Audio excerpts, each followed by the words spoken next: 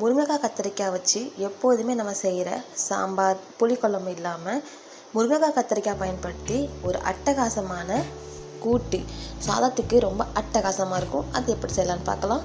அதுக்கு அடுப்பில் ஒரு கடாய் வச்சுக்கலாம். கடாய் ஹீட் ஆனது கொஞ்சமாக எண்ணெய் சேர்த்துட்டு எண்ணெய் நல்லா காஞ்சதும் கொஞ்சமாக கடுகு, கொஞ்சமாக ஜீரகம், 2 காஞ்ச மிளகாய், ஒரு பெரிய சைஸ் வெங்காயம், கொஞ்சமாக கருவேப்பிலை எல்லாமே சேர்த்துட்டு நல்லா வதக்கி எடுத்துக்கலாம்.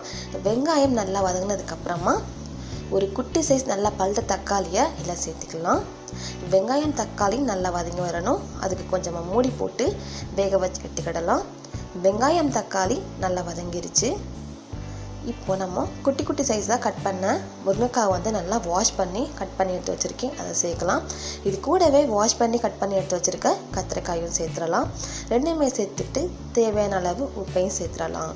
உப்பு சேர்த்துட்டு நல்லாவே கிளறி விட்டுக்கலாம். இப்போ ஒரு மூடி போட்டு ஒரு 5 நிமிஷம் போல் நல்லா வேக வச்சு எடுத்துக்கலாம். இந்த மாதிரி வேக வைக்கிறதுனால முருங்கைக்காய் கத்திரிக்காய் டக்குன்னு வெந்துடும். இப்போ தேவையான அளவு மிளகாய்த்தூள், உங்கள் காரம் ஏற்ற மாதிரி மிளகாய்த்தூள் சேர்த்துக்கலாம். ஒரு 2 டேபிள் ஸ்பூன் போல் தனியாத்தூள் சேர்த்துக்கலாம். ரெண்டையும் சேர்த்துட்டு நல்லாவே மிக்ஸ் பண்ணி எடுத்துக்கலாம்.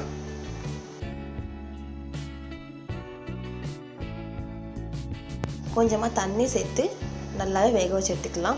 நான் அன்றைக்கி 2 டம்ளர் அளவு தண்ணி ஊற்றுறேன்.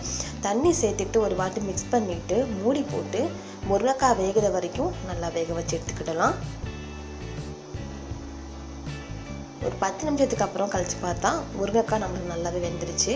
நம்ம முருங்கைக்காவை எடுத்து பார்க்கலாம். இந்த மாதிரி நல்லாவே நம்மளுக்கு நல்லா வெந்து வந்துருச்சு.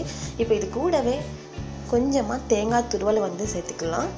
தேங்காய் துருவல் சேர்க்கறதுனால கூட்டு ரொம்ப திக்னஸாகவும் டேஸ்ட்டும் நல்லாயிருக்கும்.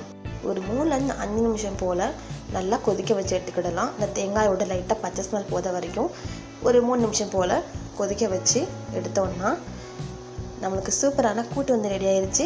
இப்போ நம்ம ஸ்டவ் ஆஃப் பண்ணிவிட்டு மேலே மல்லியார்களை தூவி சர்வ் பண்ணிட்டா சூப்பரான கூட்டு ரெடி ஆயிடுச்சு. இது சாதத்துக்கு ரொம்ப அட்டகாசமாக இருக்கும். நீங்கள் இட்லி தோசை கூட சர்வ் பண்ணலாம்.